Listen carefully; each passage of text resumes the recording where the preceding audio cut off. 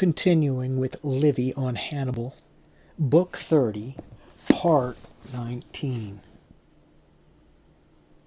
Mago left that night when all was quiet, and marching in stages as long as his wound would permit him to bear, he came to the coast in the land of the Ligurian Inguani.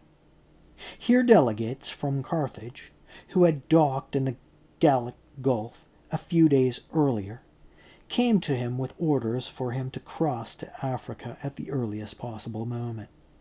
His brother Hannibal would be doing the same, they told him, for a delegation had gone to him with the same orders. The situation in which the Carthaginians were now placed would not permit them to hold Gaul as well as Italy with their armed forces. Mago was galvanized to action not only by the command from his Senate and the danger his country faced, but also by fear of an attack from the victorious enemy if he delayed. He was also afraid that once they saw Italy being abandoned by the Carthaginians, the Ligurians themselves would go over to the side in whose power they would soon find themselves. At the same time, he was hoping that his wound would be less severely jolted by the sea journey than on the road, and that he would find everything at sea more conducive to his recovery. He therefore boarded his troops and set sail, but barely had he passed Sardinia when he died from his wound. Furthermore, a number of Carthaginian ships that had been driven off course on the high sea were captured by the Roman fleet lying off Sardinia. Such were land and sea operations in the area of Italy, close to the Alps. The consul Gaius Servilius had done nothing worthy of note in his area of responsibility, Etruria, nor in Gaul, into which he had also gone. He did, however, deliver his father Gaius Servilius, along with Gaius Lutatius. After they had been enslaved for 15 years, both men had been taken prisoner by the Boii near the village of Tenetum. He then returned to Rome, flanked by his father and Catullus, his reputation enhanced by a splendid act that was personal rather than official in nature. A proposal was brought before the people freeing Gaius Servilius from any liability for having contravened lawful procedure in serving as plebeian tribune, the plebeian aedile, while his father, who had held a curule chair, was, unbeknownst to him, still alive. The proposal passed into law, and Servilius returned to his sphere of duty.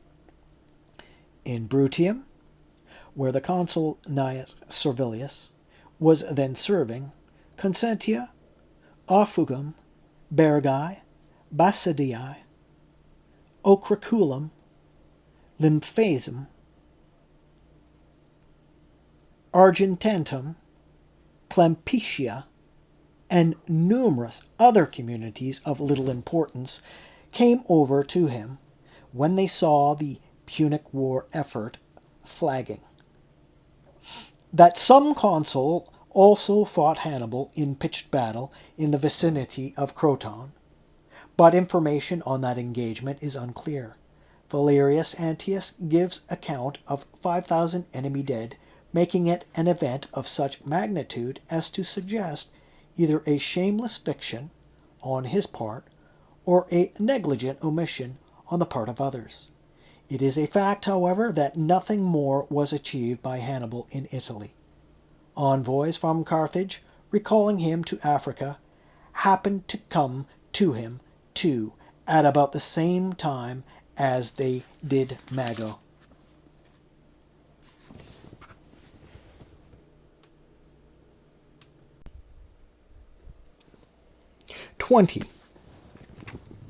It is said that as Hannibal listened to the words of the envoys, he was gnashing his teeth and groaning, and barely able to hold back his tears. When his orders had been delivered to him, he said, Those men who were long trying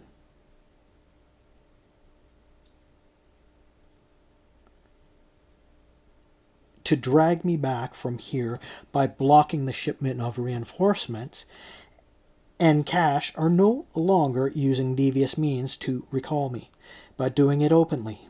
So, Hannibal has not been defeated by the Roman people, who have been so often slaughtered or routed, but the Carthaginian Senate, with its carping jealousy. And Publius Scipio will not feel as much delight and exultation over this ignominious departure of mine as will Hanno, who, unable to effect it by other means, has crushed our house by bringing down Carthage. Anticipating this very outcome, Hannibal had prepared his ships ahead of time. He therefore sent off the mass of his unserviceable troops, ostensibly as garrisons, to the few Bruttian towns that had been kept in check more by fear than loyalty, and the real strength of his army he shipped over to Africa. A large number of men who were of Italic descent had refused to go to Africa with him. They had taken shelter in the shrine of Juno Lacinia, which had remained inviolate till that day, but they had been foully murdered within the temple itself. Rarely, they say, has anyone departed into exile from his own country displayed such distress as Hannibal did, than as he left the country of an enemy. It is said that he often looked back at the coast of Italy, leveling accusations against gods and men, and even invoking curses on himself and his own head for not having led his men straight to Rome when they were covered with blood from the victory at Cannae. Scipio, he said, had dared to march on Carthage, a man who, as consul, had never set eyes on a Carthaginian in Italy, while he himself, after slaughtering 100,000 soldiers at Trasimene and Cannae, had merely grown old in the vicinity of the Casilinum, Cumae, and Nola. With such words of recrimination and regret, Hannibal was pulled back from his long occupation of Italy. 21. Mago's departure was reported in Rome at about the same time as Hannibal's. There were thus two reasons for rejoicing, but the joy was diminished by the fact that the Roman commanders had evidently lacked the determination or the strength to hold back the two men, although they had been ordered to do so by the Senate. It was lessened, too, by anxiety over how things might turn out now that the entire weight of the war rested on one army and one commander.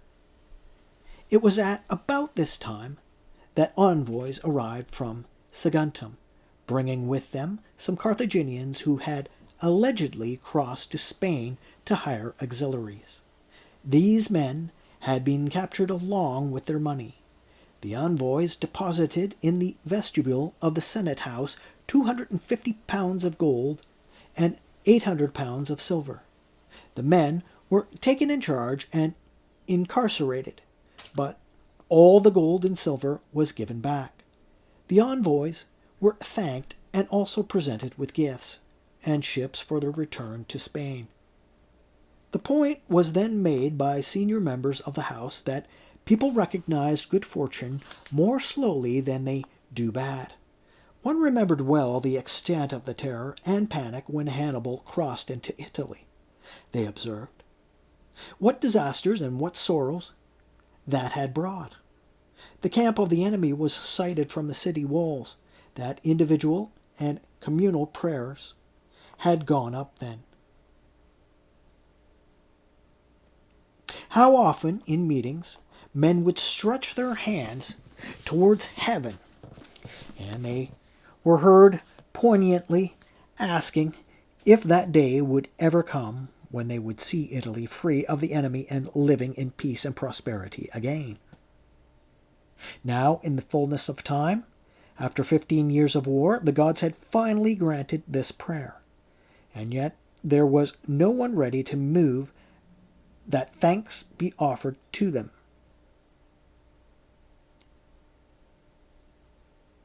That only shows, they said, that men did not appreciate a blessing even as it came to them, much less cherish the memory of it once it was past. Shouting then broke out from every quarter of the house, demanding that the praetor Publius Aelius put the motion to the members. The motion was then carried that a 5-day period of thanksgiving be held at all the couches of the gods, and that 120 full-grown victims be sacrificed. Laelius and the envoys of Massinissa had already been dismissed when it was reported that the Carthaginian delegation that was coming to the Senate to sue for peace had been sighted at Puteoli, and that it would be coming overland from there. It was decided, therefore, that Gaius Laelius be recalled so that he could present at the peace negotiations. Scipio's legate, Quintus Fulvius Gilo, escorted the Carthaginians to Rome, and since they were forbidden to enter the city, they were lodged in the state villa and granted an audience with the Senate at the Temple of Bellona. 22. The Carthaginian delegates made substantially the same speech that they had in Scipio's headquarters, and placed all responsibility for the war on Hannibal rather than on state policy. It was without the order of their Senate that he had crossed the Ebro, not merely the Alps, they maintain, and he had, on his own initiative, launched his offensive not just on the Romans, but even on the people of Saguntum before that. On any fair assessment, they said, the Carthaginian Senate and people had kept their treaty with the Roman people intact up to that day. Accordingly, they had been instructed to ask for nothing more than that they be allowed to continue with the terms of peace of the last treaty, the one concluded with Gaius Lutatius. Then, following tradition, the praetor gave all the senators the opportunity of putting any questions they wished to the delegates. Older members, who had been present at the negotiation of the treaties, put various questions to them, but the delegates' response was that they did not remember because of their age, for they were almost all young men. With that there was an uproar from every corner of the Senate House, choosing individuals to ask for a renewal of the old treaty, of which the men themselves had no memory, was, they said, a case of Punic duplicity. 23. The envoys were then taken from the Senate, and members' opinions were solicited. Marcus Livius proposed that they summon Gaius Servilius, since he was the closer of the two consuls, so that he could be present for the discussion of the peace treaty. No topic for debate could be more urgent than this, said Livius, and in his view, discussion of it in the absence of one or both of the consuls was not really in accordance with the dignity of the Roman people. Quintus Metellus, consul 3 years earlier, and also a former dictator, observed that by massacring their armies and laying waste their farmland, Publius Scipio had brought the enemy to such a pass that they were suing for peace. Absolutely no one, he said, could more accurately appraise the Carthaginian intentions in suing for peace than could the man who was fighting a war before the gates of Carthage, and when it came to accepting or rejecting their peace proposal, they should follow Scipio's advice and nobody else's. Marcus Valerius Laevinus, who had been twice consul, claimed that the men who had come to them were spies, not envoys. They should be ordered to leave Italy, he said, with guards sent to escort them right to their ships, and Scipio should be given written instructions not to relax the military pressure. Laelius and Fulvius made the further point that Scipio, too, had premised the hopes of a peace accord on the exception that Hannibal and Mago would not be recalled from Italy. In fact, they said, the Carthaginians would resort to all manner of deception while they waited for their armies and their generals, and would then continue the war with no thought for their treaties, however recent they were, and in defiance of all the gods. This made even more people vote in favor of Laevinus' proposal, and the envoys were sent off with no peace concluded and almost without being given an answer.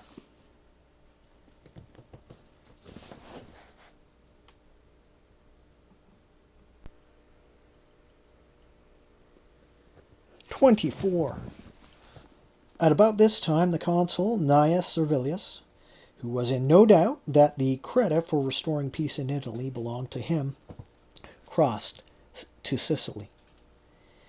He was intending to proceed from there to Africa in pursuit of Hannibal, who, he imagined, had been driven out of Italy by him.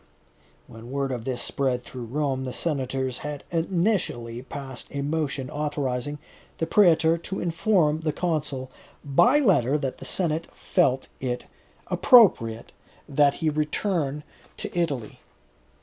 But when the praetor declared that Servilius would pay no attention to any letter of his, Publius Sulpicius was appointed dictator expressly to resolve the problem, and he, by right of his higher authority, recalled the consul to Italy. Sulpicius spent the remainder of the year on a tour of Italy with Marcus Servilius, his master of horse, visiting the cities that had split from Rome in the hostilities and trying the cases of each of them.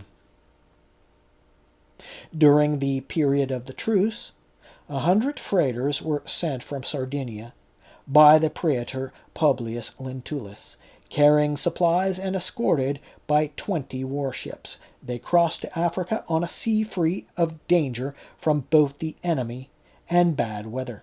Gnaeus Octavius, who made the crossing from Sicily with 200 freighters and 30 warships, did not enjoy the same good fortune. He had had a favorable passage to the point where he was almost in sight of Africa. But then, first of all, the wind dropped, and then it later veered to the southwest, throwing him off course and scattering his ships far and wide. Thanks to the superlative effort by his oarsmen, Octavius himself struggled through the contrary swell and made the promontory of Apollo with the warships. Most of his freighters were swept to the island of Agamuras. This lies out to sea across the mouth of the bay on which Carthage stands and is roughly 30 miles from the city, while the others were carried to Aqua Caladae, right opposite the city. All this happened in full view of Carthage. As a result, people converged on the forum from all over the city, and the magistrates convened the Senate. In the forecourt of the Senate building, the people were in an uproar, demanding that such rich plunder not be allowed to slip out of their sight and through their fingers. Some objected that the peace negotiations, or else the truce, for it had not yet expired, put them under a moral obligation. The agreement they reached, however, as the Senate meeting virtually merged with that of the people, was that Hasdrubal should take a fleet of 50 ships over to Egamuras, and then gather up the Roman ships dispersed along the coastline or in the harbors. The freighters had been abandoned by their crews, and they were towed by Carthage by the stern, first from Egamuras, then from Aquacalidae.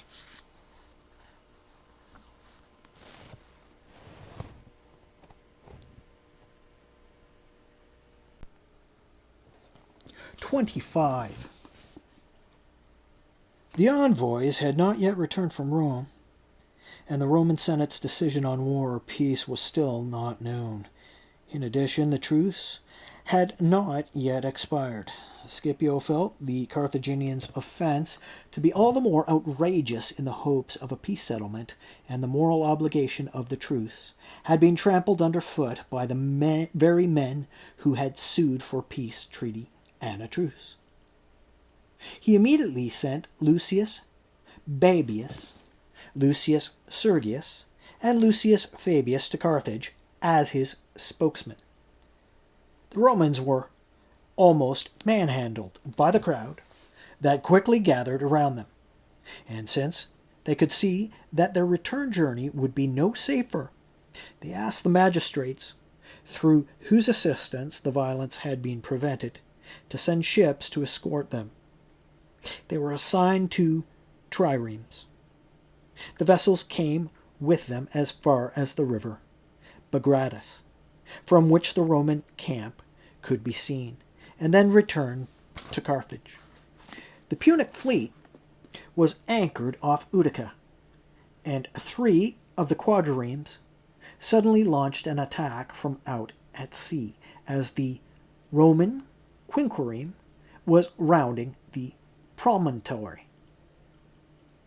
Either a message telling them to do this had been sent from Carthage, or else the admiral of the fleet, Hasdrubal, had dared to take the step without official authorization.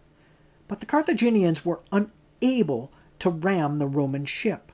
Their speed enabled her to scud away, nor were their marines able to jump over from what were lower vessels to a higher one. The ship was so brilliantly defended for as long as it had a supply of missiles.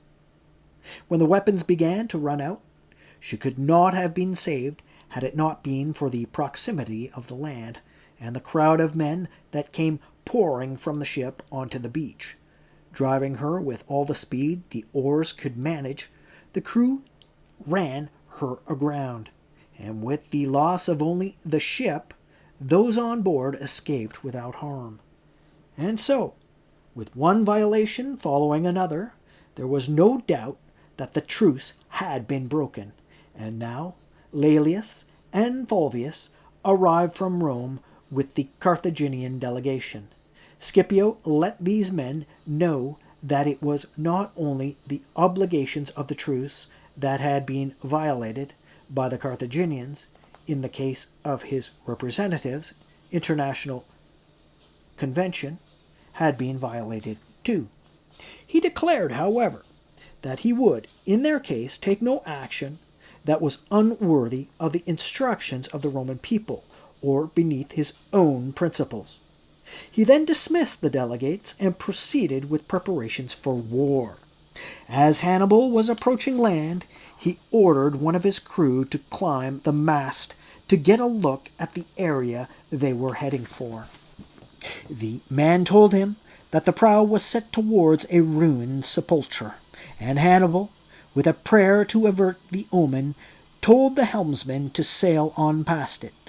He put in with the fleet at Leptis, and there disembarked his troops. 26.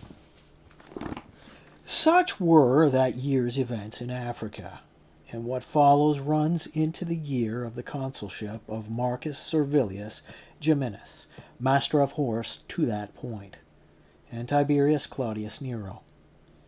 At the end of the previous year, delegates had come from allied cities in Greece protesting that their farmlands had been laid waste by the forces of King Philip, and that envoys sent into Macedonia to seek redress had not been granted an audience with them.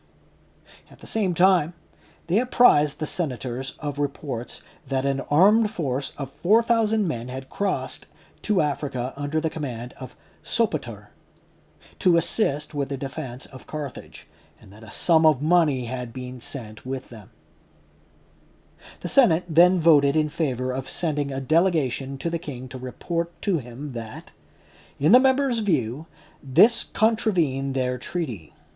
The delegates sent were Gaius Terentius Varro, Gaius Mamilius, and Marcus Aurelius, and they were assigned 3 quinqueremes. The year was marked by a huge fire in which the Clivus Publicius was burned to the ground, and also by flooding. It was notable, too, for the cheapness of grain. For apart from the fact that, thanks to the peaceful conditions, the whole of Italy was now open, large quantities of wheat had also been sent from Spain. The curule aediles, Marcus Valerius Fulto and Marcus Fabius Buteo, distributed this to the people, district by district, at a price of 4 asses a measure. That same year saw the death of Quintus Fabius Maximus, at an advanced age, if there is any truth in the statement of some historians that he was an augur of 62 years. He was certainly a man who deserved his impressive cognomen, even if it had been a new one that he was the first to bear. He exceeded the number of public offices held by his father, and equaled those of his grandfather. His grandfather, Rullus, was famous for a greater number of victories, and for battles on a larger scale than those of Fabius. But simply having Hannibal as an adversary can compensate for all that. Fabius had been regarded as a man of more caution than action, but while one may question whether he was by nature a delayer, or whether such tactics were simply very appropriate to that stage of the war, nothing is more certain than that one man restored our fortunes by delaying, as Ennius puts it. His son Quintus Fabius Maximus replaced him as augur, and Servius Sulpicius Galba replaced him as pontiff, for Fabius held 2 priesthoods. Under the supervision of the aediles Marcus Sextius Sabinus and Gnaeus Tremellius Flaccus, the Roman games were repeated once in their entirety, and the plebeian games 3 times. Both these men were made praetors, and Gaius Livius Salinator and Gaius Aurelius Cotta along with them. Discrepancies in the sources make it unclear whether elections that year were held by the consul Gaius Servilius or by Publius Sulpicius, who was appointed as dictator by the consul when he was detained in Etruria on official business, holding Senate-authorized judicial investigations into conspiracy amongst the leading citizens. 27. At the start of the following year, Marcus Servilius and Tiberius Claudius convened the Senate on the Capitol and raised the matter of the allocation of provinces. Since both men had their hearts set on Africa, they wanted to have Italy and Africa decided by sortition, but thanks mostly to the efforts of Quintus Metellus, they were neither denied nor granted Africa. Instead, the consuls were instructed to take joint action with the tribunes of the plebes to have the question brought before the people. If the tribunes so agreed of the man they wished to see in charge of the campaign in Africa, The tribes unanimously voted for Publius Scipio, but the consuls still proceeded to sortition.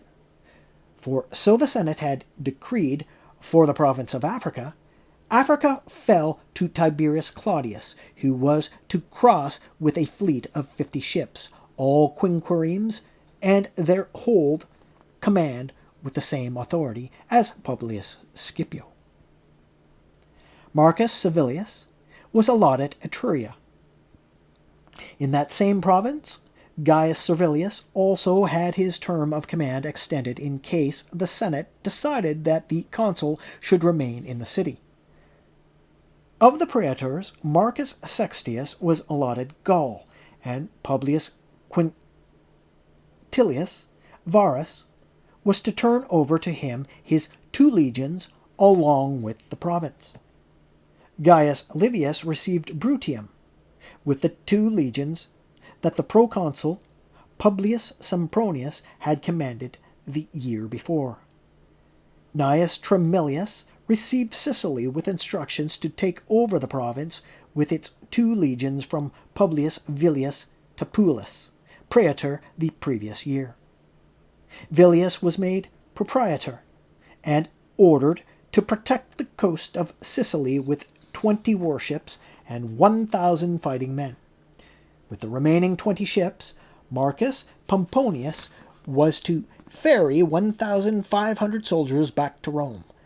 Gaius Aurelius Cotta was allotted the city praetorship. The other praetors saw their commands extended with arrangements for their provinces and armies remaining the same in each case. The defense of the Roman Empire that year rested on no more than 16 legions. To secure the favor of the gods at the start of the during all these activities, the consuls were ordered to stage some games before they set off for the war. These were games that, in the consulship of Marcus Claudius Marcellus and Titus Quinctius, the dictator Titus Manlius had promised in a vow, along with the sacrifice of full-grown animals, should the Republic remain in the same condition over the following 5-year period as it was at that time. The games took place in the Circus Maximus over a 4-day period, and the victims were sacrificed to the gods to whom they had been promised in the vow.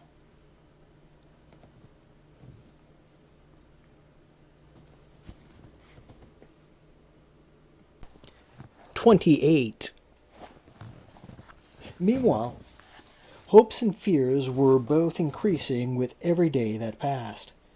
People could not be sure in their minds whether they should be pleased over the fact that Hannibal's departure from Italy after 16 years had left the Roman people with free occupation of the land, or whether they should rather feel fear because he had crossed to Africa with his army intact. The venue had changed, they thought, but not the danger, and the recently deceased Quintus Fabius had been a prophet of this great struggle, with good reason. He used to predict that Hannibal would be a more fearsome enemy in his own country than he had been in another's. Furthermore, they said Scipio's struggle would not this time be with Sphax, a king of ill-disciplined barbarians, whose troops were usually under the command of Statorius, who was little more than a camp follower. Nor would it be with Sphax's father-in-law, Hasdrubal, a leader who was quick to flee, or with makeshift armies hastily put together from a poorly armed horde of peasants. No, it would be with Hannibal, a man practically born in the military headquarters of his father, a leader of consummate courage, and then nurtured and brought up surrounded by arms. He had been a soldier in boyhood, a commander when he was barely a young man, and he had come to an old age with multiple conquests, filling the Spanish and Gallic territories, and Italy from the Alps to the Straits of Messina, with monuments to his great achievements.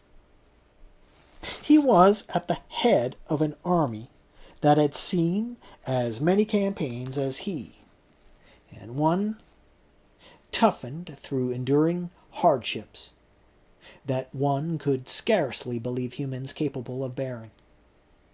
It had been drenched in Roman blood on 1,000 occasions, and it was carrying along spoils taken not just from the rank and file, but from generals too. On the field of battle, Scipio would meet many men who had, with their own hands, killed praetors, generals, and consuls of Rome. He would meet many who were decorated with crowns given for courage in scaling walls and earthworks, and who had moved freely through captured Roman camps and captured Roman cities. The magistrates of the Roman people did not on that day have as many faces as Hannibal. The magistrates of the Roman people did not on that day have as many fasces as Hannibal was able to have carried before him, having taken them from the commanders he had killed. Such were the alarming thoughts people turned over in their minds, increasing their worries and fears. There was another concern, too. Over the years they had become accustomed to conducting a war right before their eyes in various areas of Italy, and they had entertained little hope of an early end to the conflict. But now they were all on tenterhooks at the thought of Scipio and Hannibal as leaders pitted against each other for what seemed to be the final struggle. Some had tremendous confidence in Scipio and high hopes of victory, but even in their case, the more their thoughts focused on the victory that was now so near, the more their worries grew. Feelings amongst the Carthaginians were little different. At one moment, they looked at Hannibal and the greatness of his achievements. They would regret having sued for peace. At the next, they would reflect that they had been twice defeated on the battlefield, that Sfax had been taken prisoner, and that they had been driven from Spain and driven from Italy. All that they realized had been brought about by the valor and strategy of Scipio alone, and now they lived in awe of this man who was destined from birth to be the leader who would bring about their downfall. 29. Hannibal had by now reached Hadrumetum. After spending a few days there, he let his men recover from the rigors of their sea journey. He moved on swiftly to Zama by forced marches, galvanized to action by alarming reports that the entire area around Carthage was occupied by Roman forces. Zama is 5 days' march from Carthage. Some scouts had been sent ahead by Hannibal, were surprised by the Roman sentries, and brought before Scipio. Scipio put them in the hands of the military tribune, and, telling them to make a thorough inspection of everything without fear, gave orders for them to be taken wherever they wanted to go in the camp, asking them later if they had had a good look at everything at their leisure. He gave them an escort and sent them back to Hannibal. Hannibal was not pleased with any of their reports, for they also brought the news that Massinissa had happened to arrive that very day with 6,000 infantry and 4,000 cavalry, but he was especially shaken by his enemy's confidence, which was evidently not unwarranted. And so, although he was himself the cause of the war, and although by his arrival he had also sabotaged a negotiated truce, along with hopes of a peace treaty, he nevertheless thought more equitable terms could be obtained by suing for peace with his strength intact than after defeat. He therefore sent a message to Scipio asking permission to discuss matters with him. Whether he did this on his own initiative or on orders from the state, I cannot confirm. Valerius Antius has it that Hannibal was defeated by Scipio in an initial battle in which 12,000 of his soldiers fell and 12,000 of his soldiers fell and 1,700 were taken prisoner, and that it was after this that he came to Scipio in his camp along with 10 others as an official representative of Carthage. Whatever the truth is, Scipio did not refuse to parley with him, and the 2 commanders agreed to bring forward their camps, so they would be close to each other for the meeting. Scipio took a position not far from the city of Nerigara. It was favorably situated in general, and water was also available within a spear's throw, and Hannibal selected a hill 4 miles away, which was safe and convenient, apart from the fact that it was some distance from water. To eliminate any possibility of treachery, a meeting place that was open to view from all directions was chosen at a point between these 2 locations. 30. The men came together with 1 translator each, and the armed escorts of both were back at an equal remote. They were the greatest generals not merely of their own day, but of the whole of history down to their time, and they were a match for any king or any commander from any nation in the world. At the sight of each other they remained silent for a brief moment, almost dazed in their mutual admiration. Hannibal spoke first. Perhaps it was from the start ordained by fate that I should be the one coming to sue for peace, he said. I, who first commenced the hostilities with the Roman people, and who so often had victory almost in my grasp. If so, then I am happy that it is you rather than anyone else whom fortune has given me to petition.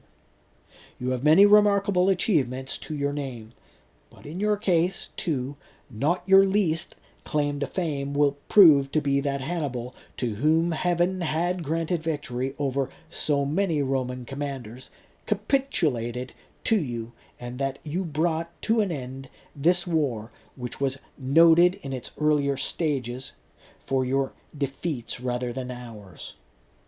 Chance, too, will be found to have brought about a laughable twist of fortune.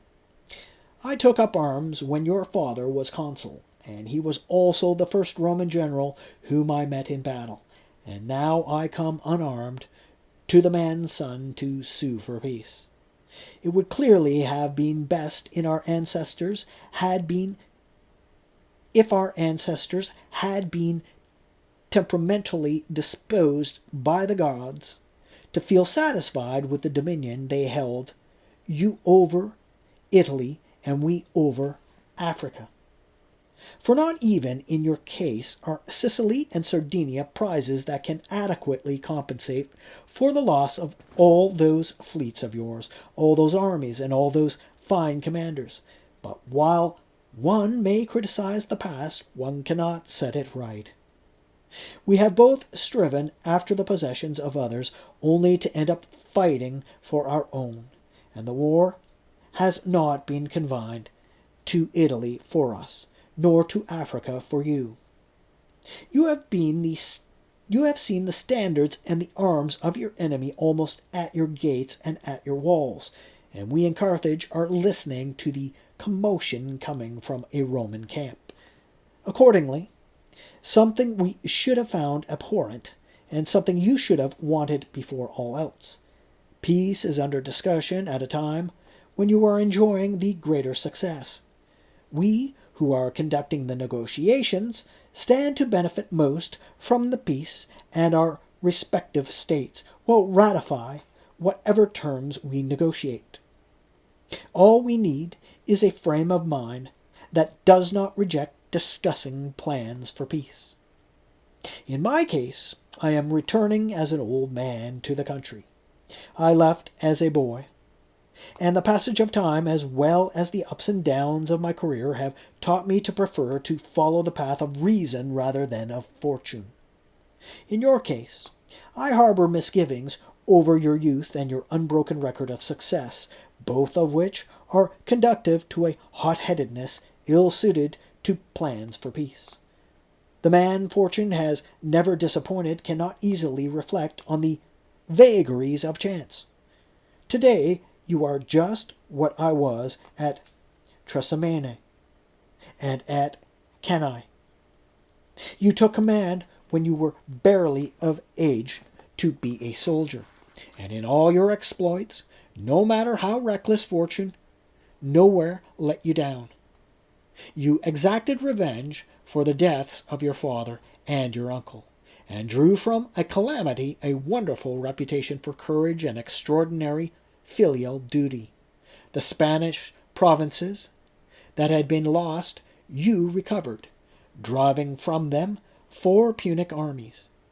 After you were made consul, and all others had little spirit even for defending Italy, you crossed to Africa.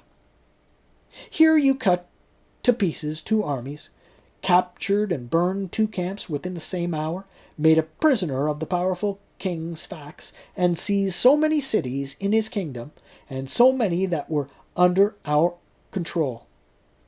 And so you dragged me back from Italy, on which I had kept a grip for 16 years. Your heart may be set on victory rather than peace. I have greater familiarity with a proud spirit than the practical, and fortune such as yours once smiled on me as well. But if the gods granted us rational thought, too, in the midst of success, then we should be thinking about not only what happened in the past, but also what could happen in the future. Forget about everything else. I myself am proof enough of all fortune's vicissitudes. Recently, I had my camp pitched between the Anio and your city, and you beheld me carrying forward my standards and practically scaling the walls of Rome. Now you see me here as a man who has lost 2 brothers, the bravest of men and the most eminent of commanders, and you see me before the fortifications of my city, which is virtually under siege, begging for it to be spared the sufferings with which I terrified yours. It is the greatest luck that one should trust the least. In your hour of success and our precarious situation, granting peace will be distinction and glory to you, while for us, who are suing for it, it is a matter of necessity rather than honor. A guaranteed peace is better and safer than a hope of victory. It rests in your hands, while the other is in the hands of the gods. Do not risk the success of so many years on the outcome of a single hour. When you consider your own strength, consider too the power of chance, and the evenly balanced fortunes of war. On both sides you will find the sword and the physical strength of humans. But nowhere less than in war do results match expectations. The glory that victory in battle will add to what you can now have by granting peace is not as great as what you will have thrown away in the event of a reverse. Honors won, and those anticipated, the hazard of a single hour can wipe out. In arranging a peace accord, Publius Cornelius, you have everything under your control. In the other scenario, you must accept the fortunes the gods assign you. One of the rare examples of success combined with courage here in this land would have been that of Marcus Atilius. Had he, in his hour of victory, granted our fathers a peace treaty when they sued for one. Instead, he failed to limit his success or place controls on the good fortune that was sweeping him along, and the higher he was elevated, the more ignominious became his fall. Now it is for the man who grants the peace, not the one who sues for it, to dictate its terms, but perhaps we Carthaginians may be thought not unworthy of imposing the penalty on ourselves. We are not averse to everything falling to you that was the cause of our going to war. Sicily, Sardinia, Spain, and all the islands in the sea between Africa and Italy. Let it be the lot of us Carthaginians to be confined within the coastline of Africa, and to see you holding sway by land and sea, even over territories outside yours, since such has been the will of the gods. I would not deny that the integrity of Carthage has been called into question because we were disingenuous in seeking the peace accord, and because recently we did not wait for its implementation.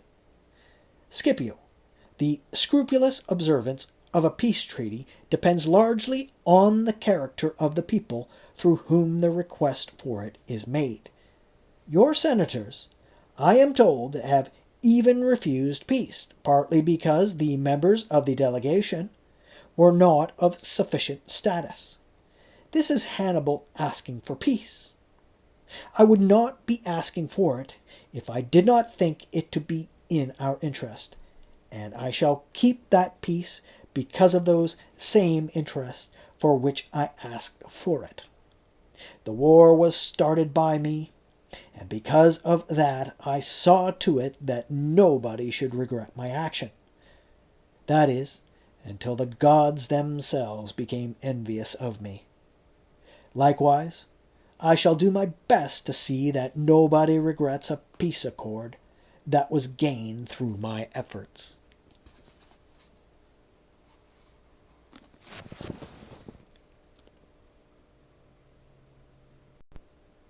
"31. The Roman commander's reply was in the following vein. It did not escape me, Hannibal, that it was anticipation of your arrival that led the Carthaginians to scuttle the existing truce, to which you had given your word, as well as hopes of peace.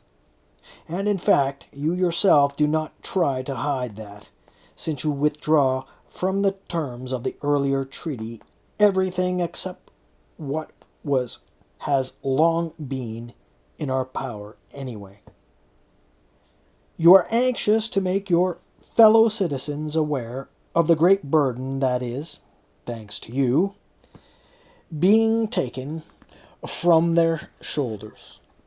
But I too must endeavor to see that those items to which they then agreed are not removed from the terms of peace for them to enjoy as the rewards of their treachery. You Carthaginians do not deserve to have the same terms available to you as then, and you are actually seeking to profit from your duplicity. Our fathers did not fight a war of aggression over Sicily, nor did we over Spain.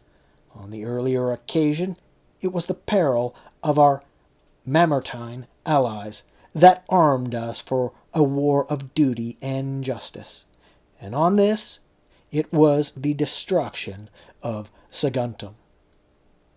That you took the offensive, you yourself admit, and the gods are also witnesses to the fact, the gods who provided a result in the earlier war that was in line with justice and righteousness, and who are providing and will provide the same in this one. As for me, I am aware of the frailty of man, and I think about the power of fortune, and I know that all our actions are at the mercy of 1,000 vicissitudes.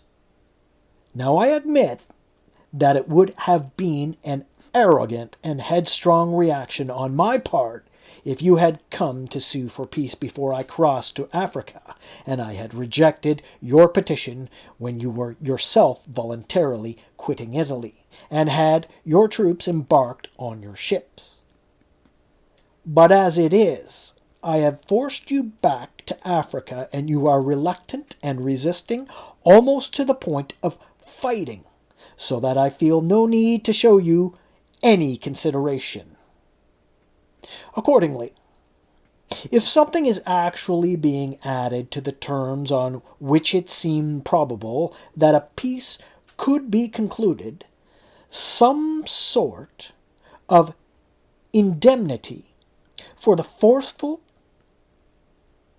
appropriation of our ships, along with our cargoes, during the truce, and for the violation of our envoys, then I have something to take to my consul.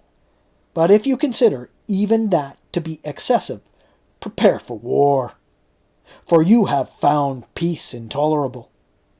So it was that they left the meeting to rejoin their escorts. No peace had been concluded, and they reported that the discussion had been fruitless. They had to decide the issue in battle, they said, and accept whatever fortunes the gods might give them.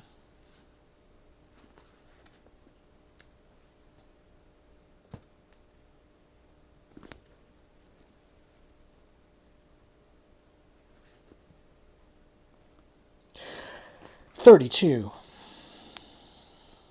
On reaching their respective encampments, both commanders gave orders for their men to make ready their weapons and their courage for the final struggle, which, if success were theirs, would make them victors not for a single day, but for all time.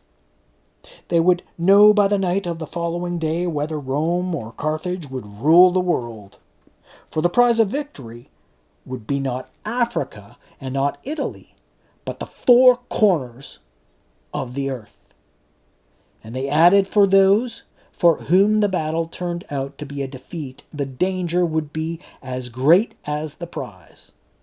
For, in fact, there was no escape route open to the Romans in a land that was strange and unknown to them, and once her last resources were spent, Carthage seemed to be facing imminent destruction.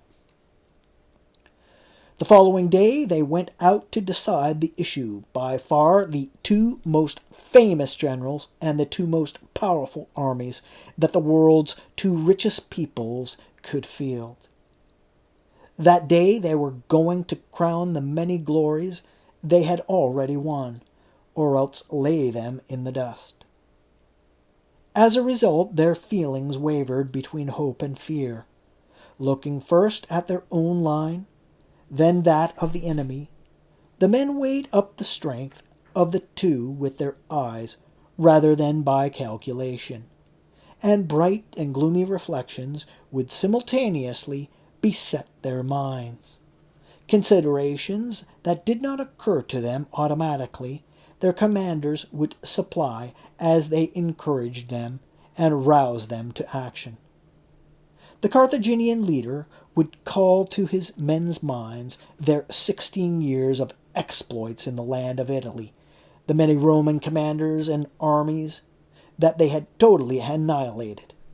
And when he had come to a soldier who had distinguished himself in some battle, he would cite the man's famous deeds. Scipio recalled the Spanish provinces, the recent battles in Africa, and the enemy's admission of inferiority. They had been obliged by fear to sue for peace, but, thanks to their inherent faithlessness, unable to abide by it. Moreover, since his discussion with Hannibal had been held in private, and so offered scope for invention, Scipio gave it the spin he wanted. He made the prediction that as the Carthaginians were taking the field, the gods had given them the same omens with their fathers, which their fathers had fought at the Agates Islands. The end of the war and their efforts was nigh, he said, and they now had in their hands the spoils of Carthage and their return home to their country. Parents, children, wives, and household gods.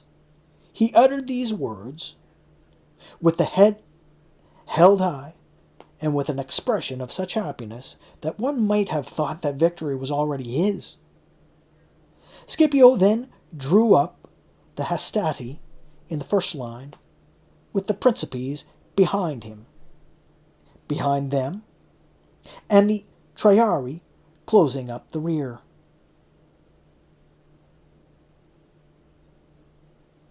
(33) However, he did not draw up the cohorts in close formation before their respective standards. Instead, he placed the maniples at some distance from each other, so as to leave a space through which the elephants could be driven without disordering the ranks. He positioned Laelius on the left wing with the Italian cavalry, and Massinissa and his Numidians on the right. Scipio had earlier made use of Laelius' services as a legate, but that year, in conformity with a senatorial decree rather than sortition, he had him as his quaestor. The open lanes between the maniples of the troops in the front line Scipio filled with valites, which were the light-armed troops of those days. These were under orders to fall back behind their battle lines when the elephants charged, or else run left and right, position themselves with the front-line troops, and leave an alleyway open for the beasts along which they would, as they ran, be showered with weapons from both sides. To strike terror into the Romans, Hannibal placed his elephants at the forefront of his army, 80 of them, a total greater than he had had in any previous battle. And behind them he positioned his Ligurian and Gallic auxiliaries, combined with Balearic and Moorish troops. In the second line he placed his Carthaginian and African forces and a Macedonian legion. Then, a short distance behind these, he drew up a supporting line of Italian troops, Bruttians for the most part, men who had gone with him when he left Italy, more of them under duress than of their own free will. Like Scipio, Hannibal also set his cavalry on the wings. The Carthaginians took the right and the Numidians the left. Hannibal's army was composed of so many men who had nothing in common in terms of language, culture, law, weaponry, dress, physical appearance, and their reasons for fighting, and he varied his exhortations accordingly. For the auxiliaries it was a matter of pointing out the pay they were receiving, and how this would be multiplied by proceeds from the booty. The Gauls could be aroused by their own particular and instinctive hatred for the Romans. The Ligurians, who had been brought down from their rugged mountain homes, were inspired to hopes of victory by the prospect of the rich plains of Italy. The Moors and Numidians, Hannibal frightened by telling them how brutal Massinissa's rule would be. He worked on the various races by inspiring different hopes and different fears.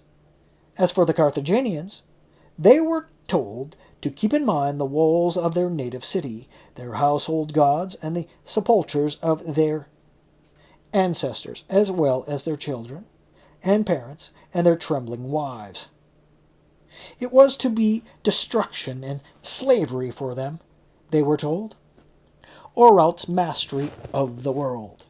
There was nothing to be feared or hoped for between the two. Such were the addresses being delivered by the commander amongst the Carthaginians, and the leaders of the various races amongst their own people, mostly through interpreters, since there were also foreigners amongst each of the nations. But just then trumpets and bugles rang out on the Roman side, and such a loud shout went up that the elephants turned on their own men, especially on the Moors and Numidians on the left wing. Massinissa had no difficulty in adding terror to their disarray, and he stripped the Carthaginian line of its cavalry support in that sector. A few of the beasts, however, maintained their composure and were driven into the enemy, causing great carnage in the ranks of the valites, although they also received many wounds themselves. for the Velites darted back to their maniples, leaving a path for the elephants so they would not be trampled under by them, and proceeded to hurl their spears at the animals, who were now in a crossfire from either side. There was no let-up in the javelins coming from the front-line troops, either, until eventually these beasts, too, driven from the Roman line by weapons raining down on them from every direction, put to flight the Carthaginian cavalry on their own right wing. When Laelius saw the disorder amongst the enemy, he added panic to their confusion. 34. The Punic line had been deprived of its cavalry cover on both flanks when the infantry engaged, and they were no match for the Romans either in confidence or strength. There were also factors that seem trivial in the telling, but which are of great importance in action. There was the battle cry of the Romans, which was in unison and therefore louder and more terrifying, while on the Carthaginian side there were only dissonant cries, coming, as they did, from a plurality of races and different languages. There was also, thanks to their own weight, and that of their arms, the firmness of the Roman assault as they pressed into the enemy. On the other side, there was skirmishing characterized by agility rather than strength. As a result, the Romans immediately drove back the enemy line with their first assault. Then, smashing into them with the shoulder and their shield bosses, and moving forward as they forced them back, they made considerable ground, almost as if they were meeting no resistance. Furthermore, as soon as they felt the enemy line give way, those at the rear pressed forward on those in front.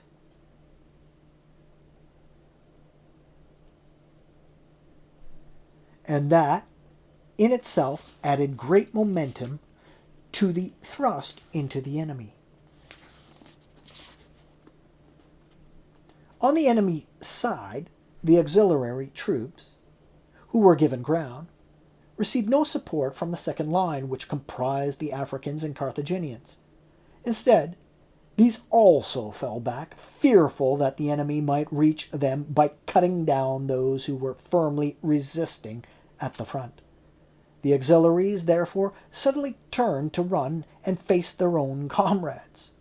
Some found shelter in the second line, but others, given no assistance earlier by that line, and now excluded from it, proceeded to cut down the men who would not let them in, and there were now virtually two battles blending into one, since the Carthaginians were obliged to fight hand to hand with the enemy and at the same time with their own comrades.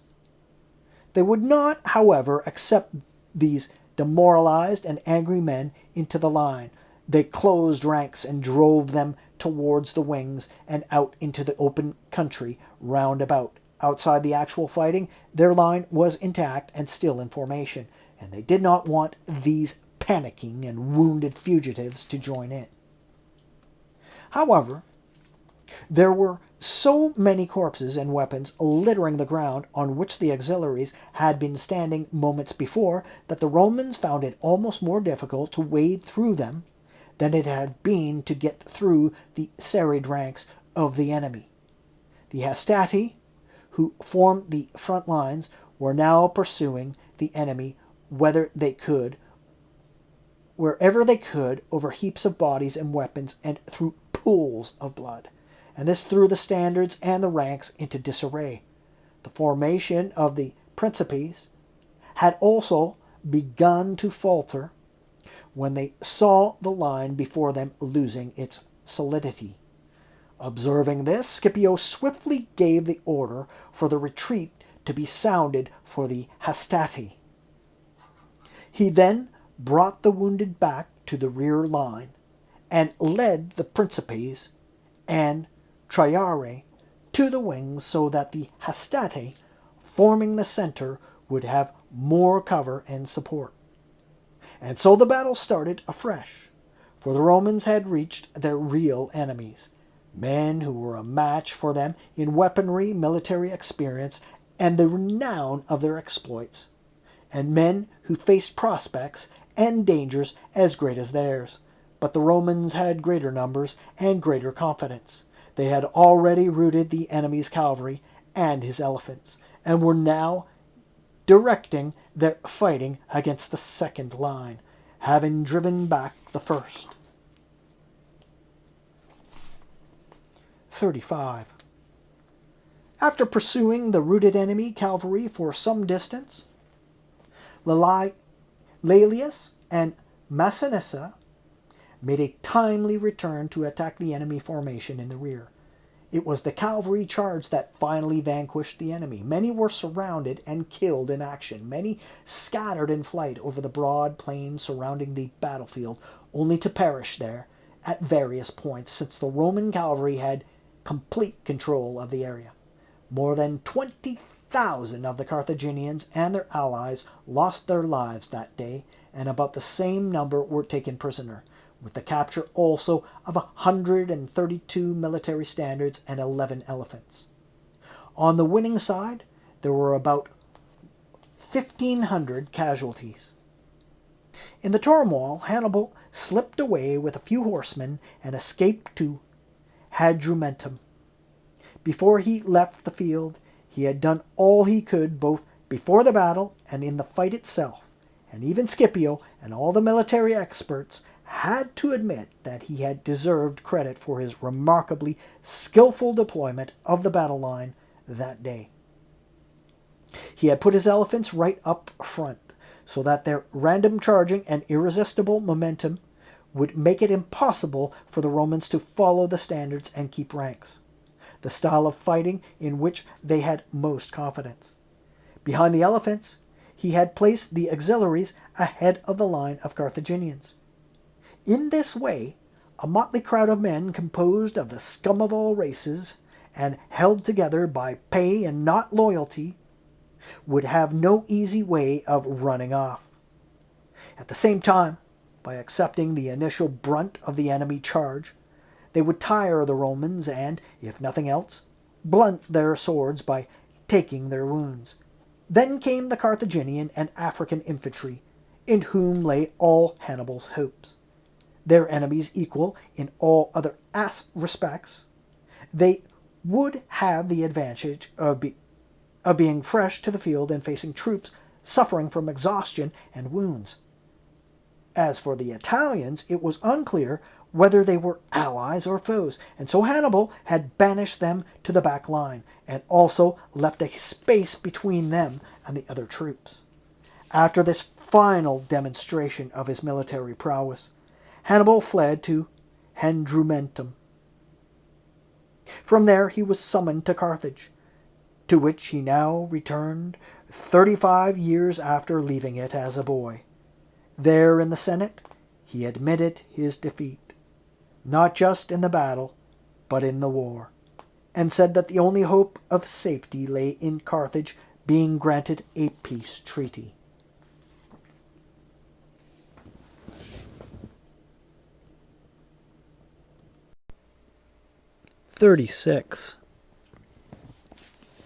After the battle, Scipio immediately overran and pillaged the enemy camp. Then, having been brought the news that Publius Lentulus had arrived at a point of Utica with 50 warships and 100 freighters with cargoes of supplies of all kinds, he returned to his ships on the coast with massive quantities of plunder. He felt that terror should be brought to bear on the shaken Carthage on every side, and so, after sending Laelius to Rome with the news of the victory, he ordered Gnaeus Octavius to lead the legions overland to the city, while he himself rejoined his old fleet, now strengthened by the addition of Lentulus's new one. He then set out from Utica and steered a course for the port of Carthage.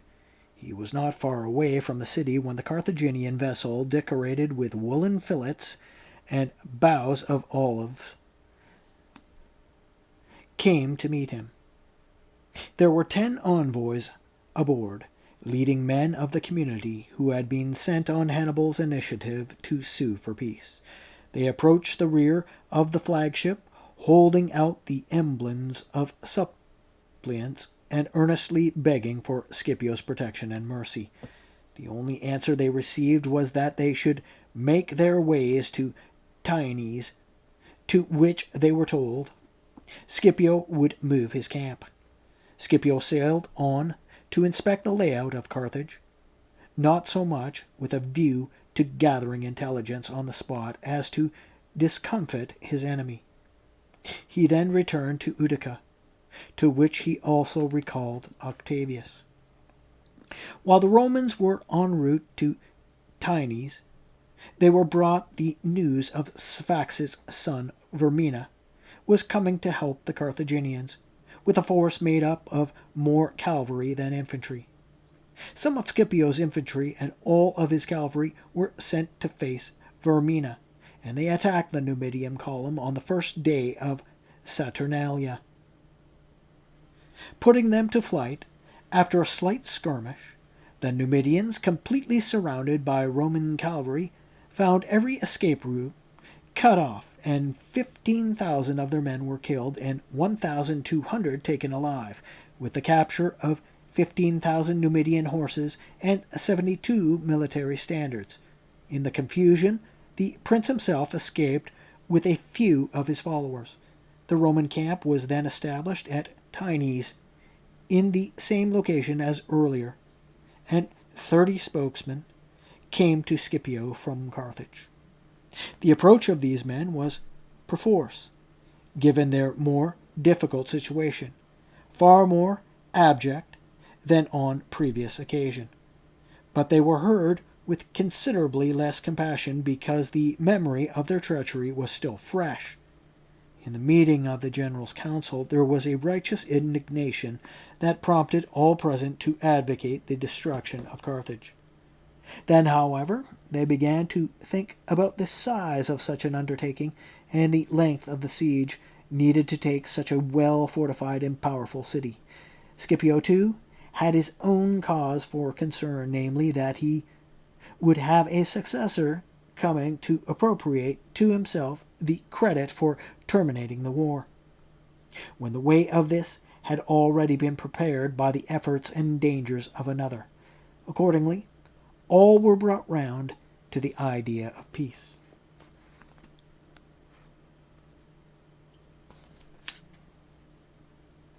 "37. The next day the spokesmen were recalled. They were sharply rebuked for their treachery, and cautioned that their many disasters should now make them finally believe that the gods and oaths were to be taken seriously. The following peace terms, under which the Carthaginians would live as free people under their own laws, were then dictated to them. The Carthaginians were to retain possession of the cities and territory that they had held before the war, and with the same boundaries, and the Romans would that day put an end to their depredations. They were to return to the Romans all deserters, runaway slaves, and prisoners of war, and surrender all their warships, with the exception of 10 triremes. They were also to surrender any trained elephants in their possession, and not train any more. They were not to make war within Africa or outside Africa, without the authorization of the Roman people. They were to pay compensation to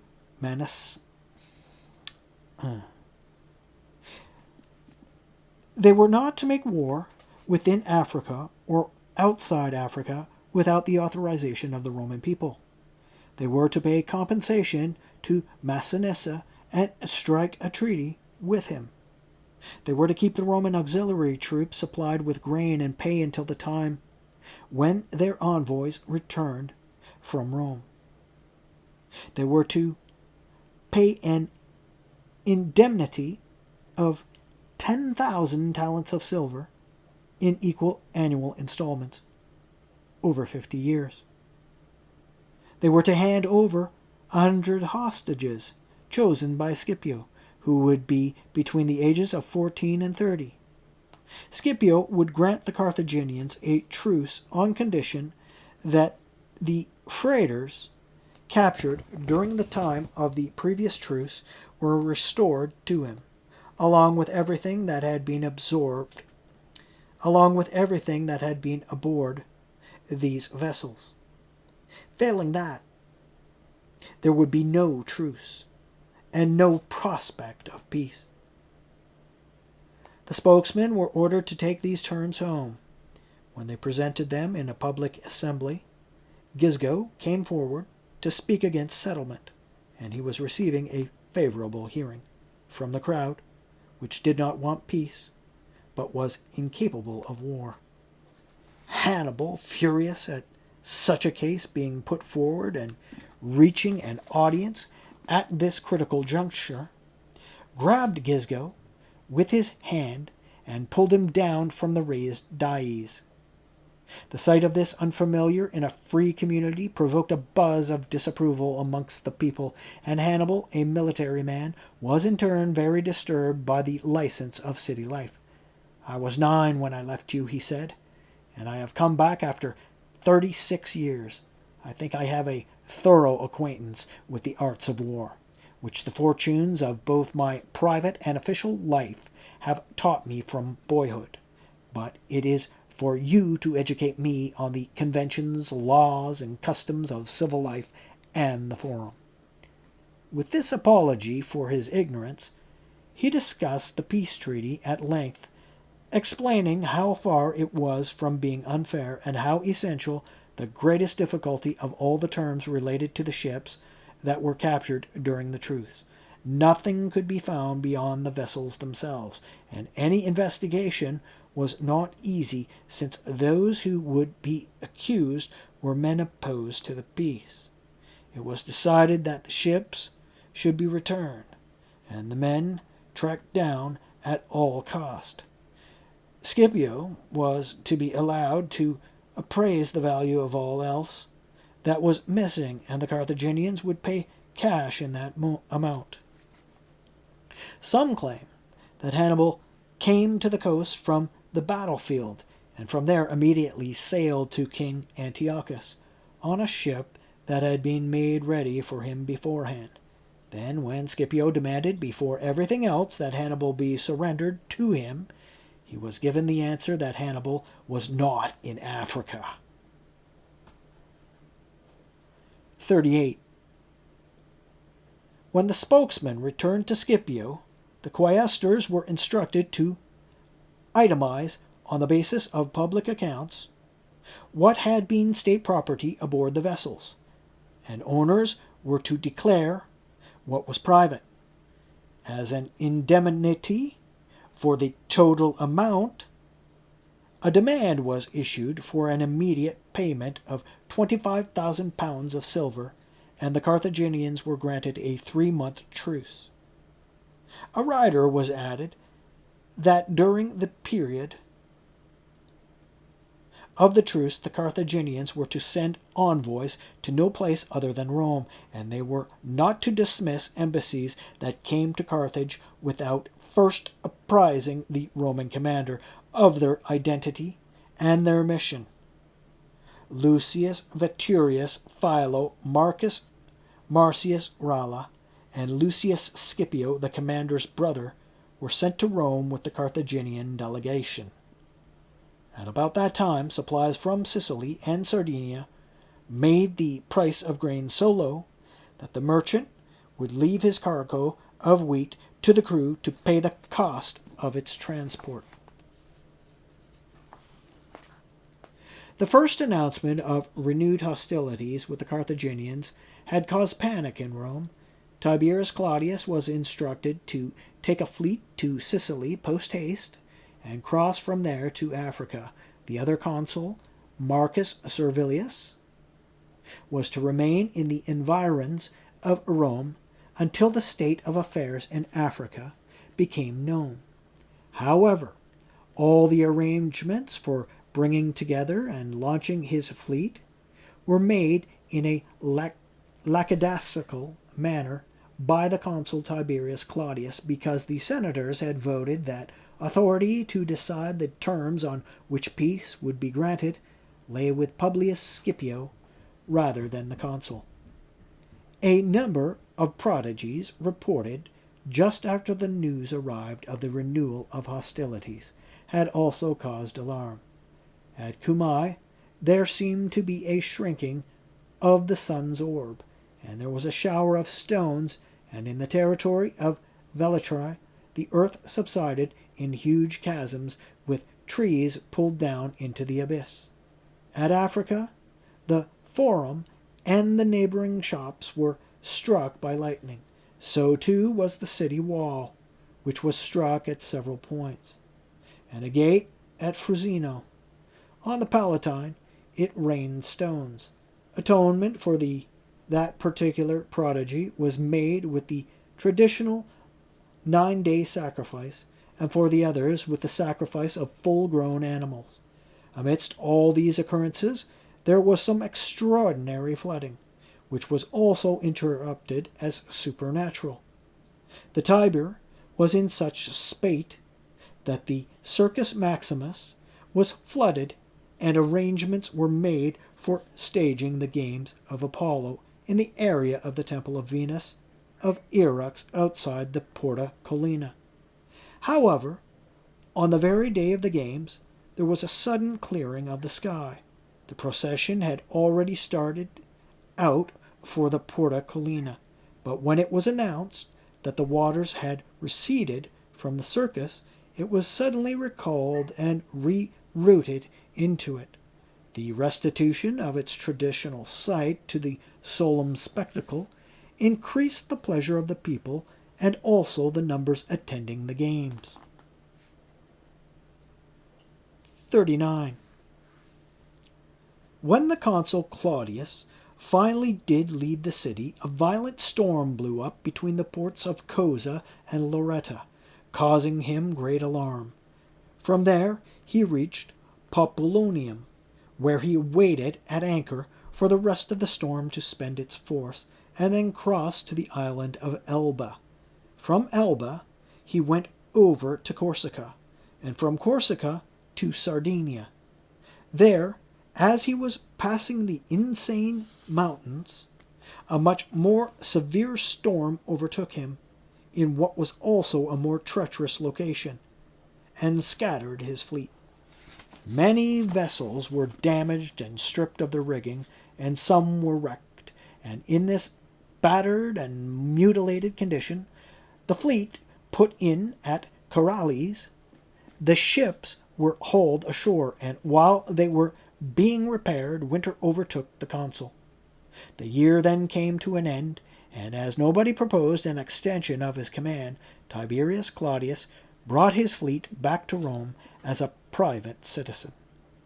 To avoid being recalled to the city to conduct elections, Marcus Servilius had, before setting out for his province, appointed Gaius Servilius Germanus dictator, and the dictator then appointed Publius Aelius Paetus master of horse. The elections were scheduled on several occasions, but storms prevented them from being held, and so when the outgoing magistrates left office on the 14th of March, there were no new ones elected to replace them, and the state was left without curule magistrates.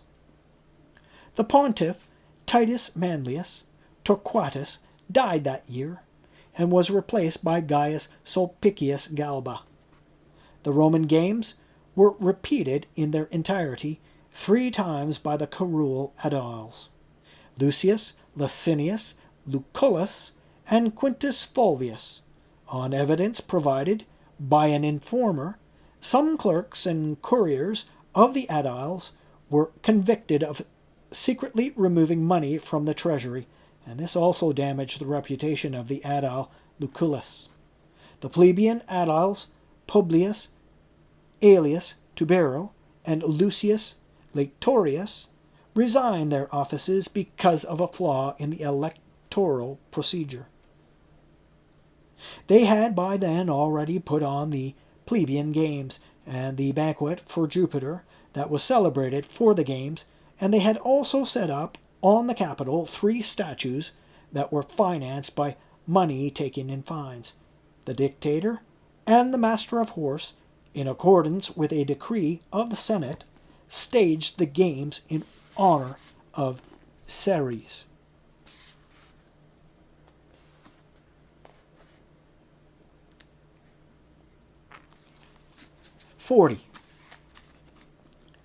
The Roman and Carthaginian envoys arrived together from Africa, and the Senate then made in the temple of Bellona.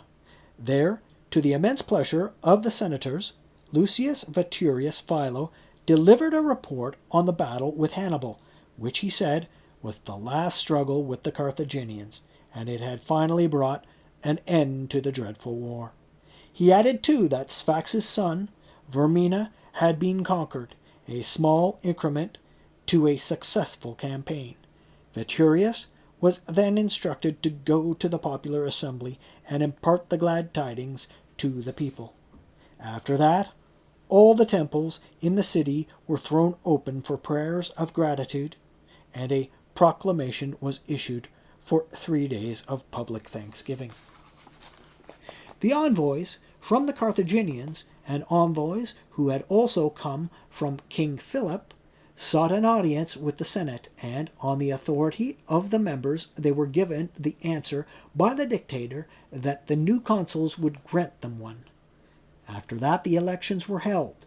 Gnaeus Cornelius Lentulus and Publius Aelius Patrus were elected consuls.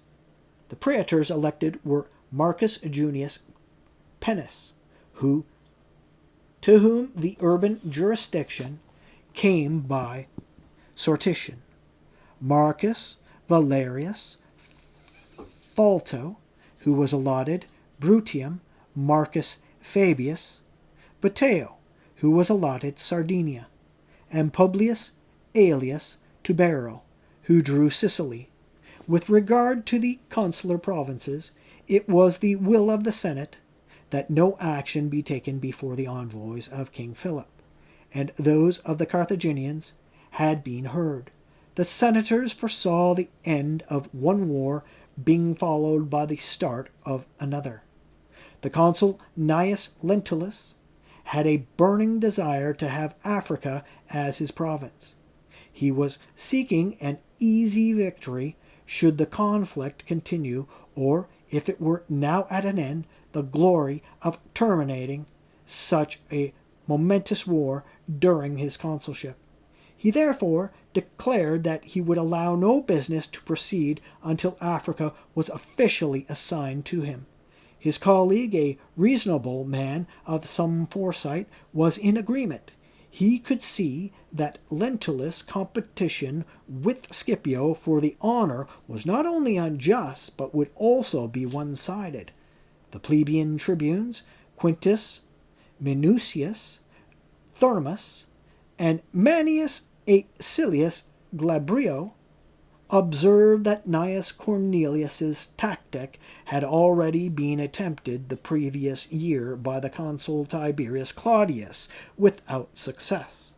On the authority of the Senate, they said the matter of whom they wanted to have imperium in Africa had been brought before the people, and all 35 tribes had formally awarded it to Scipio. There were many impassioned debates on the issue both in the Senate and before the people, and the eventual result was that the decision was left with the Senate.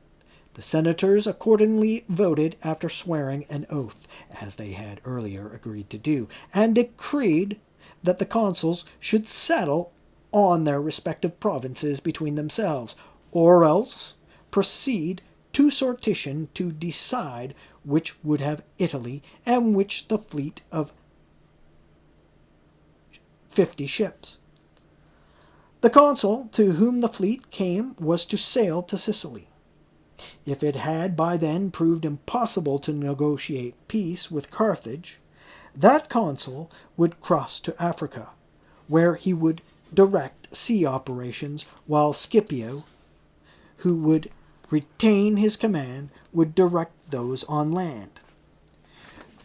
Should there be agreement on peace terms, and plebeian tribunes were to consult the people on whether they would instruct the consul or Publius Scipio to grant the peace treaty, and if the victorious army needed to be brought back from Africa, which man should bring it. If the people then ordered that the peace be granted by Publius Scipio, and also that the army should be brought back by him, the consul was not to make the crossing from Sicily to Africa. The other consul, the one to whom Italy came by lot, was to take over command of 2 legions from the praetor Marcus Sextius.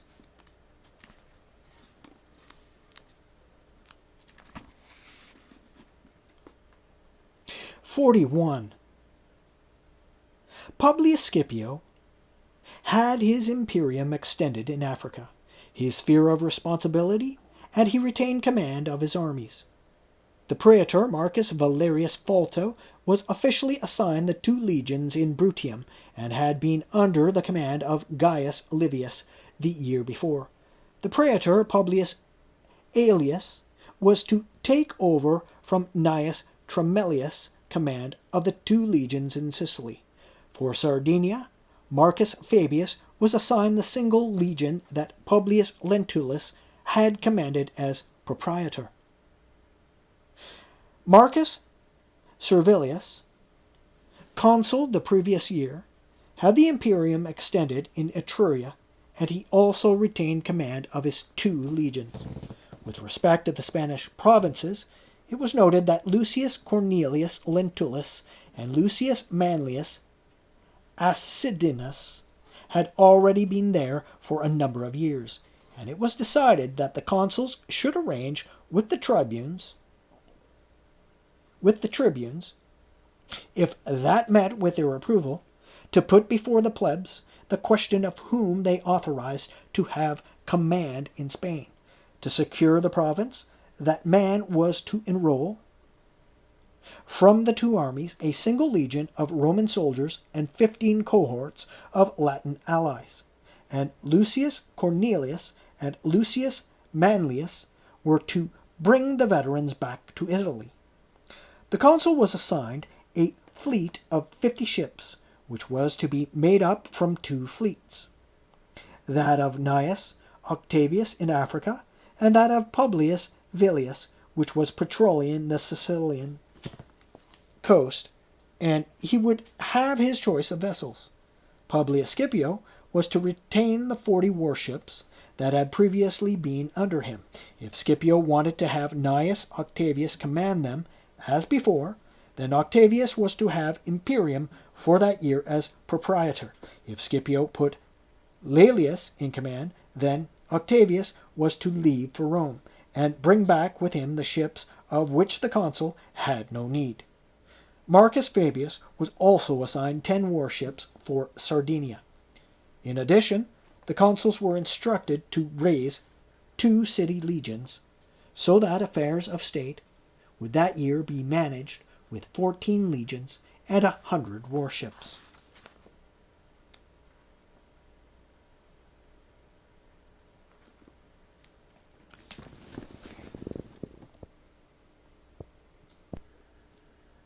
(42)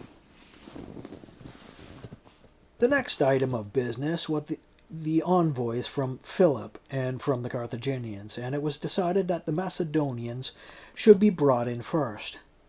Their address varied in its content, ranging from self-justification in the matter of the protest lodged by the emissaries sent from Rome to the king about his raids on Roman allies, to actual charges against the allies of the Roman people, and with much greater vitriol against Marcus Aurelius.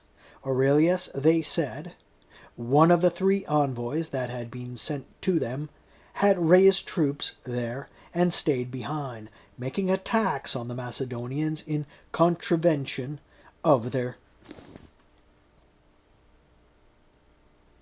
treaty, and frequently engaging their commanders in pitched battle. There were also demands for the return of those Macedonians, along with their commander Sopater, who had been fought as mercenaries in Hannibal's army, and who were at that time kept in irons as prisoners of war. These points were countered by Marcus Furius, who had been sent by Aurelius from Macedonia expressly for this purpose.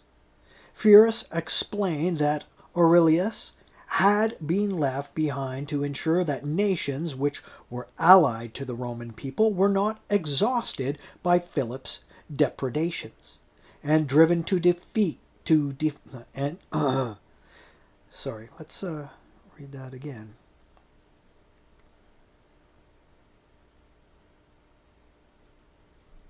These points were countered by Marcus Furius, who had been sent by Aurelius from Macedonia expressly for this purpose. Furius explained that Aurelius had been left behind to ensure that nations which were allied to the Roman people were not exhausted by Philip's depredations and driven to defect to the king by his violent acts of aggression. Aurelius had not left the territory of the allies, he said, and he had ensured that marauders did not cross over into their fields with impunity. Sopater, Furius added, was a courtier and relative of the king, and he had been sent recently to Africa with 4,000 Macedonians and a sum of money for the purpose of aiding Hannibal and the Carthaginians. Tackled on these points, the Macedonians gave evasive replies, and the reply they received themselves was not at all pleasant.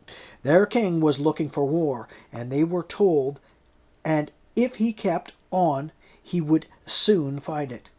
The treaty had been violated by him in 2 ways, by the wrongs he had inflicted on, and the armed aggression he had directed against allies of the Roman people, and then by the military and financial assistance he had given to enemies of Rome. Moreover, said the senators, Publius Scipio seemed to them to have acted and to be acting quite rightly and properly in keeping in irons as enemies men who had been taken prisoner while bearing arms against the Roman people.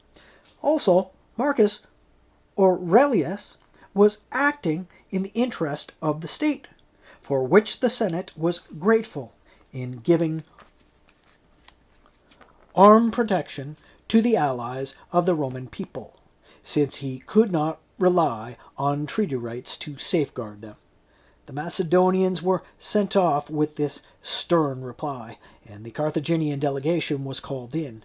When the senators observed its members' ages and rank, for they were by far the foremost men of their community, every one of them admitted that this was now a genuine peace conference. The man who stood out from all the others was Hasdrubal. His compatriots gave him the sobriquet Hiatus, who had always been a promoter of peace and opposed to the Barca faction. Thus, on this occasion, he carried all the more weight when he proceeded to shift responsibility for the war from his state to a few greedy men. His address was wide-ranging, at one moment rebutting charges, and at the next making certain admissions, so that gaining forgiveness would not be made more difficult by a shameless denial of known facts. Then he would even admonish the senators to handle their good fortune with care and restraint. If the Carthaginians had listened to him, and Hanno, he said, and if they had been prepared to take advantage of a favorable opportunity, then they would have been in a position to grant the peace terms they were seeking at the moment. Rarely are men given good fortune and good sense at the same time, said Hasdrubal. The reason for the Roman people's invincibility, he declared, was the fact that they remembered to be sensible and used their judgment in times of success. Indeed, it would have been surprising if they had acted differently. Those for whom good fortune was something new lost control because they were unused to it, and went mad with joy. But for the Roman people, the joy of victory was familiar and almost routine, and they had extended their sway almost more by sparing the conquered than by conquest.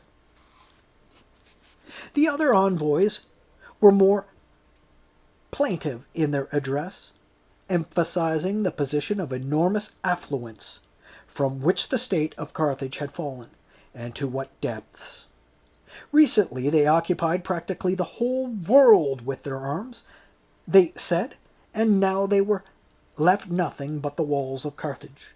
From behind these walls they could see nothing that was under their sway, either on land or sea, and even their city itself and their own homes they would occupy only if the Roman people chose not to take the final step and vent its wrath on them.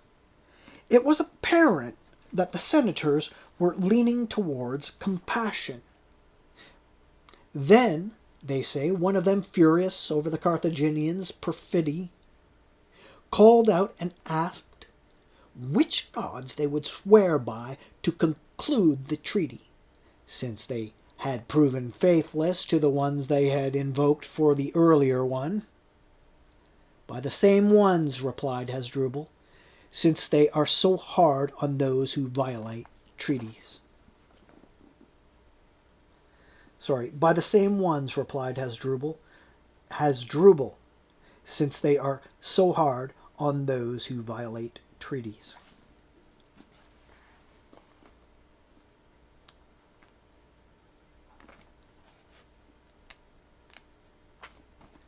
(43) All were now disposed to a peace treaty, but the consul Gnaeus Lentulus, whose area of responsibility was the fleet, vetoed the senatorial resolution. The plebeian tribunes, Manius Acilius and Quintus Minucius, then brought to the people the question of whether it was their wish and command that the Senate pass a decree authorizing peace with the Carthaginians. They also asked for the people's instructions on who was to grant the peace and who bring the army back from Africa. On the question of the peace, the tribes voted unanimously in favor of it, and they further voted that Publius Scipio should grant the peace, that he too should bring back the army. Following this decision of the people, the Senate decreed that Publius Scipio should make peace with the people of Carthage on terms he considered appropriate, and in consultation with the board of 10 commissioners. The Carthaginians then thanked the senators, and they requested leave to enter the city and speak with their fellow citizens who were incarcerated there by the state as prisoners of war. Some of them, they explained, were their relatives and friends, men of noble birth. For others they had messages from their families. This being granted, the Carthaginians further requested an opportunity to ransom a select number of these men, and they were told to supply the men's names. When they supplied about 200, a senatorial decree was passed authorizing the Roman commissioners to take to Publius Scipio in Africa the 200 prisoners whom the Carthaginians selected. The commissioners were to report to Scipio that, in the event of peace being concluded, he should restore these men to the Carthaginians without payment.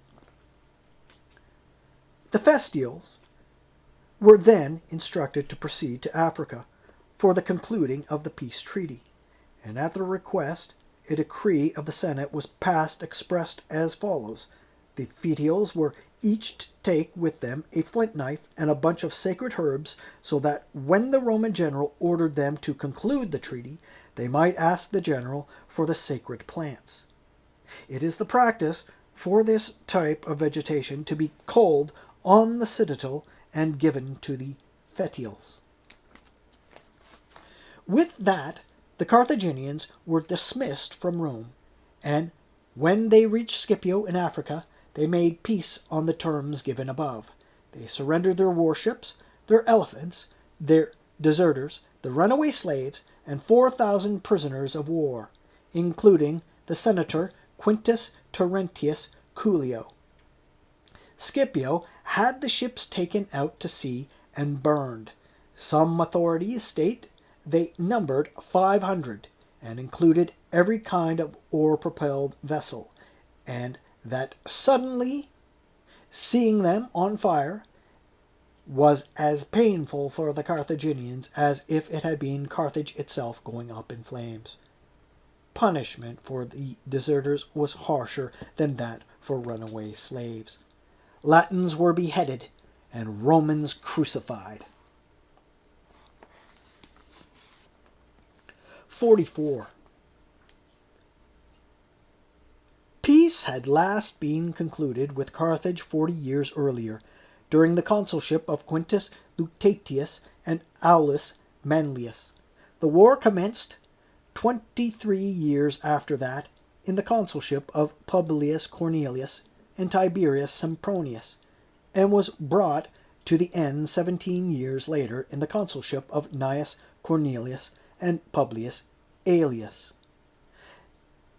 They say that later on, Scipio frequently commented that it was the ambition of Tiberius Claudius in the first place, and then that of Gnaeus Cornelius, that held him back from finishing off the war with the destruction of Carthage. In Carthage, people were drained by the protracted war, and meeting the initial payment of cash seemed difficult.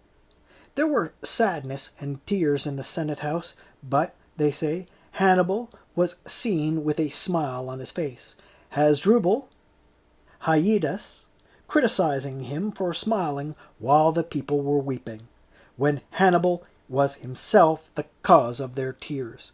If one's inner thoughts could be observed with the eyes like one's facial expression, Hannibal replied, then it would be clear to you that this smile you are criticizing comes not from a joyful heart, but from one almost insane with suffering. Even so, my smile is nothing like as inappropriate to the occasion as those irrational and absurd tears of yours. The time for weeping was when our weapons were taken from us, our ships burned, and an interdiction placed on foreign wars. That was the blow that finished us off. And you have no reason to believe that Romans were concerned that you should have peace. No powerful state can remain peaceable for long if she does not have an enemy abroad. She finds one at home, just as very strong bodies, though apparently safe with regard to external factors, can collapse under their own strength. It is so true that we feel public misfortunes only to the extent that they impinge on our private interest. And in them there is no sting more painful than the loss of money, and so there was no groaning when the spoils were being hauled away from defeated Carthage, and when you were watching her being left unarmed and naked amidst all those heavily armed African tribes. But now, because tribute must be gathered from private sources, you are in mourning, as though you were attending the funeral of our state. How I fear that you will soon realize that today your tears have been for the most trivial of misfortunes. Such were Hannibal's words amongst the Carthaginians. Scipio called a meeting at which he conferred on Massinissa in addition to his ancestral kingdom, the town of Cirta, and other cities and lands from the realm of Sfax that had fallen under Roman power. He ordered Gnaeus Octavius to take the fleet to Sicily and hand it over to the consul Gnaeus Cornelius. He also instructed the Carthaginian envoys to leave for Rome so that the measures that he had taken in consultation with the 10 commissioners might be ratified by the authority of the Senate and on the order of the people.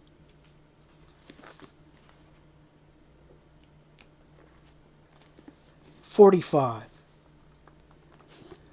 With peace established on land and sea, Scipio put his army aboard his ships and crossed to Lilybaeum in Sicily. From there he sent most of his men on by sea, but he personally took a route through Italy, which was now happily savoring the peace no less than the victory. Crowds poured from the cities to pay their respects to him, and crowds of peasants also blocked the roads until he finally reached Rome. There he rode into the city in the most illustrious triumph ever. He had 123,000 pounds of silver borne to the treasury, and from the spoils he distributed 400 asses to each of his men. Sfax's death meant that he was missing from the public spectacle, but it did not diminish the glory of the triumphing Scipio. Sfax had died shortly before at Tibur, to which he had been transferred from Alba, but his death did in fact receive public attention because he was given a state funeral. Polybius, who is by no means a source to be disregarded, attests that the king was led along in a triumphal procession. Behind the triumphing Scipio came Quintus Terentius Cullio, the cap of freedom on his head, and throughout his life thereafter, Cullio rightly honored Scipio as the man responsible for his liberty. As for the cognomen Africanus, I have been unable to verify whether it was Scipio's popularity with his men or the favor of the people that brought it into circulation, or whether it began as flattery with his cronies, like Sulla's name Felix and Pompeius.